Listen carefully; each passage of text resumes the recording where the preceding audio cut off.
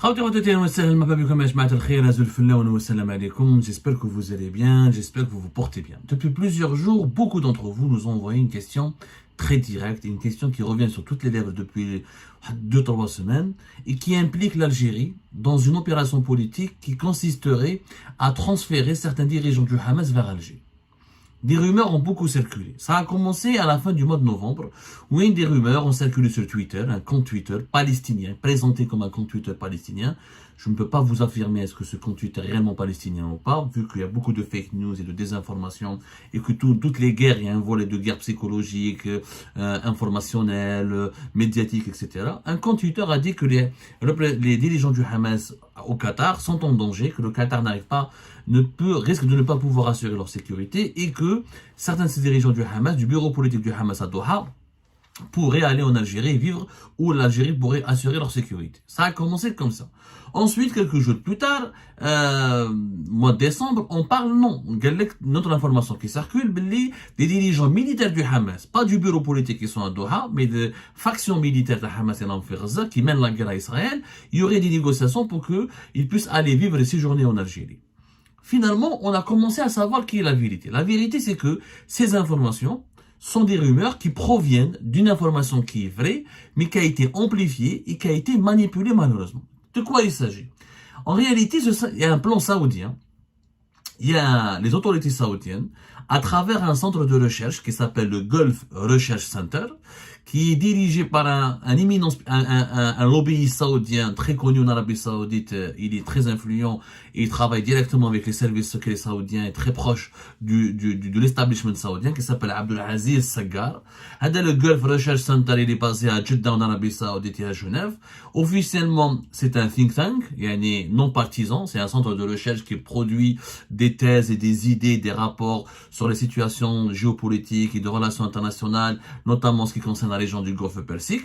Mais Abdelaziz Saggar, c'est un homme qui fait beaucoup d'apparitions de BBC, l'Arabie, CNN, tu vois des France 24. C'est quelqu'un qui a d'ailleurs un rôle politique important, puisqu'entre 2015 et 2017, il a même essayé d'être l'interlocuteur des autorités saoudiennes auprès de l'opposition syrienne. Il a invité les opposants syriens à Riyad, ils ont essayé de fédérer les Syriens, les différentes factions de l'opposition syrienne pour renverser le régime de Bachar al-Assad.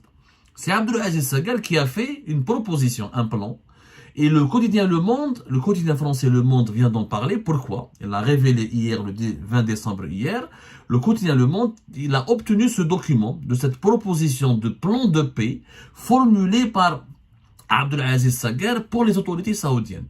Les autorités saoudiennes ont donc travaillé sur un plan de paix à Gaza et ils ont donné ce document à des pays, à leurs partenaires, dans la France. Donc le Quai d'Orsay, qui est le ministère français des Affaires étrangères, a reçu ce document, rédigé par Abdelaziz Saggar au profit des autorités saoudiennes. Le document, l'Arabie Saoudite propose un plan de paix pour qu'il y ait une trêve, pour qu'il y ait la paix, pour que l'Israël arrête d'attaquer Gaza et que la guerre s'arrête et que l'agression contre Gaza s'arrête.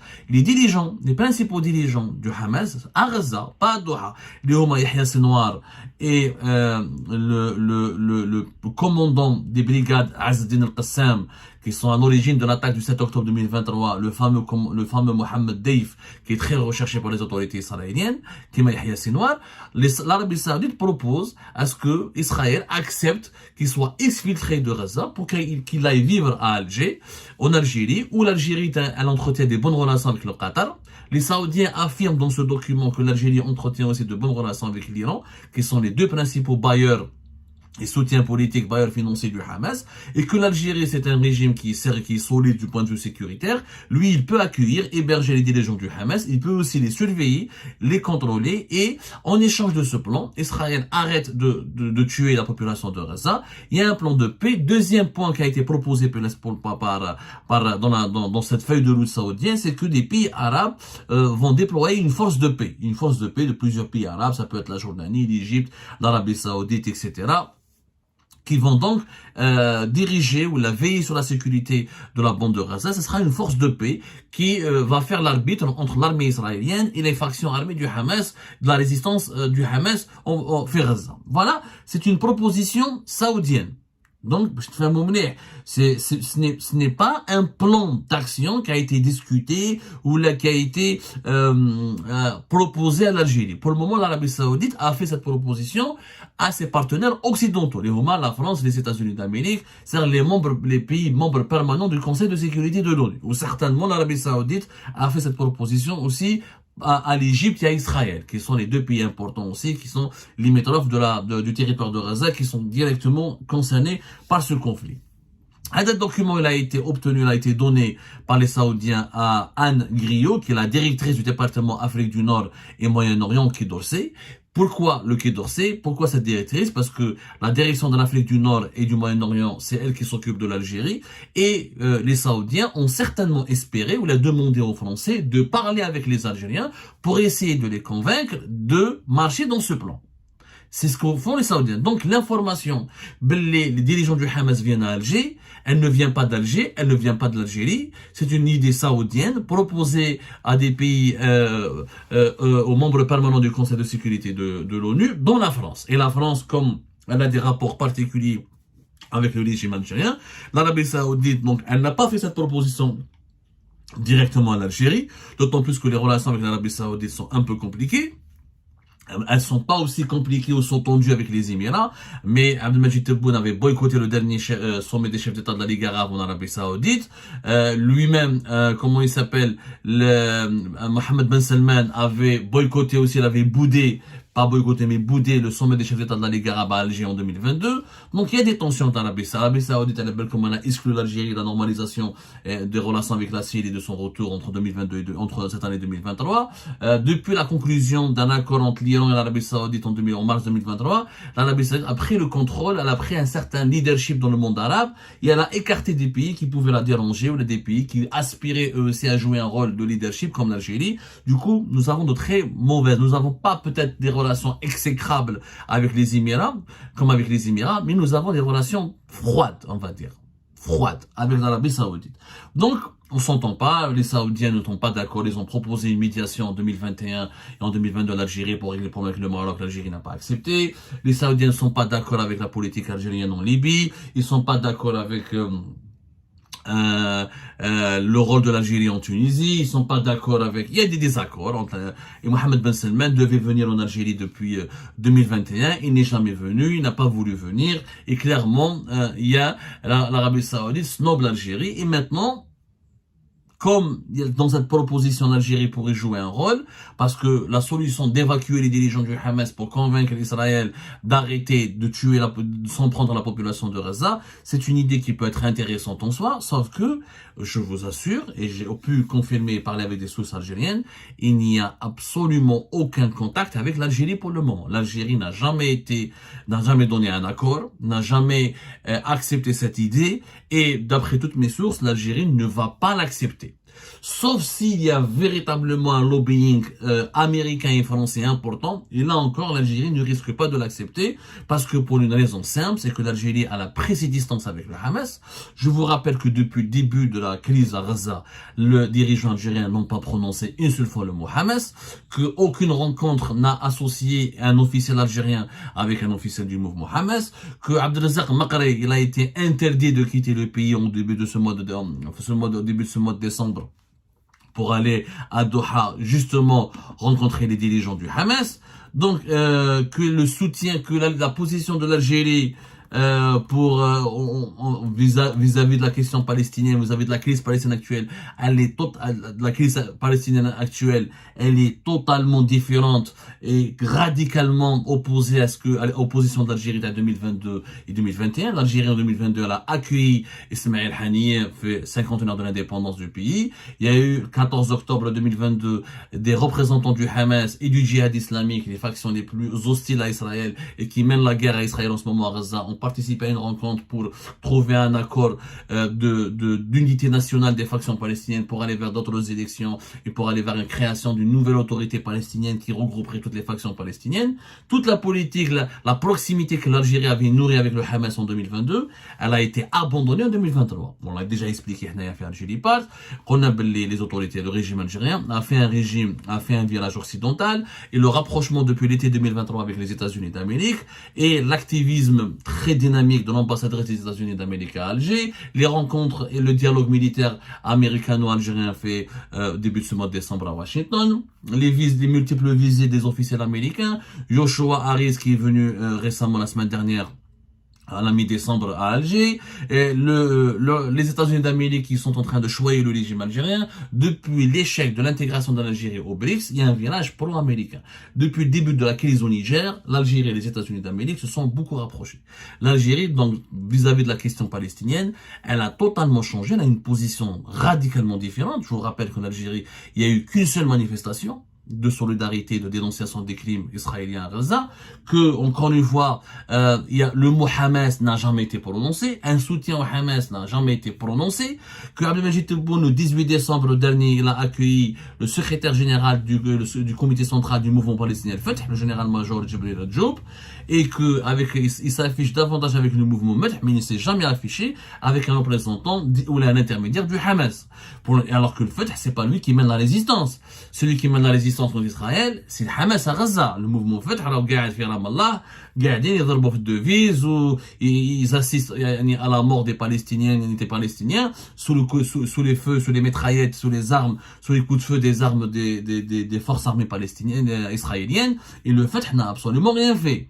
Et là, quand ils ont, alors je vois la déclaration le général-major Djibril Rajoub à Alger, il n'a jamais cité le Hamas, il parle d'occupation palestinienne, il parle d'unité des rangs palestiniens, etc., mais il n'apporte aucun soutien à l'action armée menée par le Hamas dans la bande de Gaza, dans le territoire de Gaza.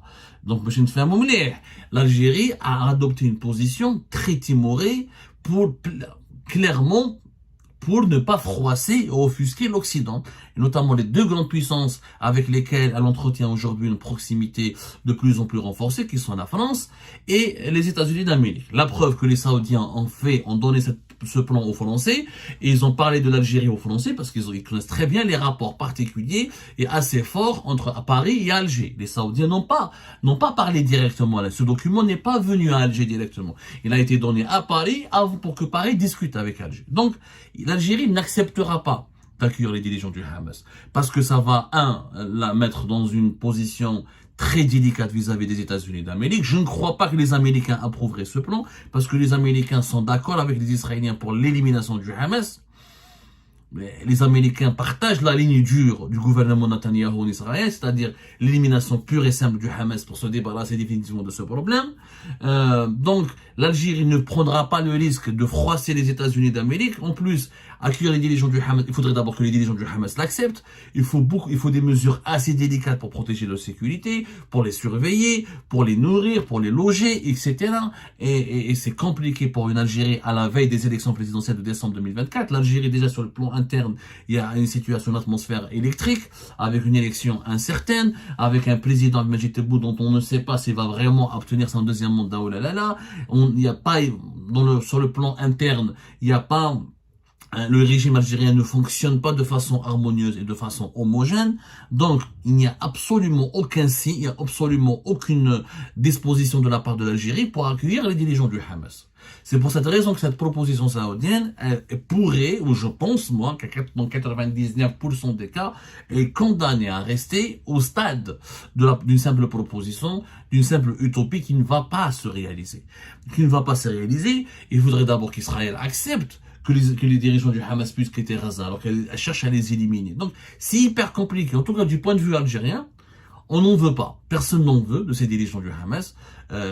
Comme le mot Hamas n'est pas cité. Il n'y a même pas de manifestation en Algérie en faveur de la Palestine. Donc l'Algérie, elle veut rester, elle s'occupe de ses problèmes internes, elle s'occupe de ses problèmes dans son environnement géopolitique, elle est très inquiète de ce qui se passe au Niger et au Mali, elle est très inquiète du déploiement de la Russie au Niger et au Mali avec l'avènement de régimes qui sont totalement anti-occidentaux et qui font la guerre et qui privilégient la brutalité contre les mouvements séparatistes sur leur territoire. Elle s'inquiète de ce qui se passe aux portes de ses frontières. Elle s'inquiète de l'expansionnisme marocain appuyé par les Émirats arabes unis. Elle s'inquiète de ce qui se passe en Libye. Elle s'inquiète d'un scénario catastrophe qui est l'effondrement de la Tunisie sous le coup de la faillite et des problèmes politiques internes. Donc l'Algérie, elle est étouffée. Elle n'a pas le temps, franchement, de penser à jouer un rôle important dans la crise palestinienne. L'Algérie ménage les États-Unis d'Amérique et ménage la France parce qu'elle a bien vu que ni la Russie ni la Chine n'ont voulu l'intégrer au BRICS, n'ont voulu constituer avec elle une alliance sérieuse, et que, mis à part la Turquie et le Qatar, aujourd'hui le régime algérien n'a pas d'amis. L'Italie, c'est un simple partenaire économique. Le Qatar et la Turquie, c'est le seul allié et ami politique du régime algérien. Et ça ne suffit pas pour protéger les frontières, pour garder la paix, pour éviter, pour supporter ou lutter contre une agression qui pourrait être fomentée par le Maroc et les Émirats et Israël, de mauvaises relations avec l'Égypte, relations mauvaises et très froides avec l'Arabie Saoudite, comme on vient de l'expliquer. L'une des raisons pour laquelle l'Arabie Saoudite n'a pas voulu considérer le régime algérien, c'est que le régime algérien, 2021, il s'est beaucoup rapproché du Hamas, qui est soutenu par les Iraniens, et que les Saoudiens ont senti que les Algériens voulaient, comme riposter aux Marocains qui ont normalisé leurs relations avec Israël, en se rapprochant des Iraniens et des Russes, etc., et de la Turquie d'Erdogan, alors que la Turquie, elle est dans le camp du Qatar, que l'Arabie Saoudite et les Émirats forment justement un camp qui veut neutraliser l'influence du Qatar et de la Turquie dans la région. Donc il y a beaucoup de divergences qui expliquent qu'aujourd'hui, le régime algérien a des problèmes avec beaucoup de monde. C'est pour ça qu'il veut apaiser ses relations avec l'Occident, et c'est pour ça qu'il a besoin de la France et des États-Unis d'Amérique, pour garantir sa sécurité et avoir des gages que l'Algérie ne sera pas agressée par l'alliance entre le Maroc, les Émirats, certains pays membres de l'OTAN comme l'Espagne, et où l'appui par l'appui militaire américain et d'autres pays qui pourraient intégrer cette alliance qui met l'Égypte, etc. De deux, l'Algérie ne pourrait pas, encore une fois, gérer tous les conflits régionaux et pour se protéger contre l'impact de tous les conflits régionaux qui l'entourent, et et s'occuper des dirigeants du Hamas en même temps, qui devraient venir à Alger. C'est hyper compliqué. L'Algérie n'a vraiment aucune disposition, encore une fois, et toutes les sources à qui j'ai parlé m'ont certifié que cette idée n'effleure pour le moment même pas l'esprit des dirigeants algériens. Sauf si, par miracle, les Américains et les Français font beaucoup de pression sur les dirigeants algériens pour leur dire, accueillir les dirigeants du Hamas. Là, les dirigeants algériens pourraient négocier. Mais on est dans un scénario hypothétique qui me semble, moi, aujourd'hui, qui relève davantage de l'utopie que de la réalité, parce que ce qu'on observe sur le terrain, c'est que les Américains et les Israéliens veulent éliminer définitivement les dirigeants du Hamas. Et que pour exfiltrer les dirigeants du Hamas de la bande de Gaza, ça va être pratiquement une mission impossible.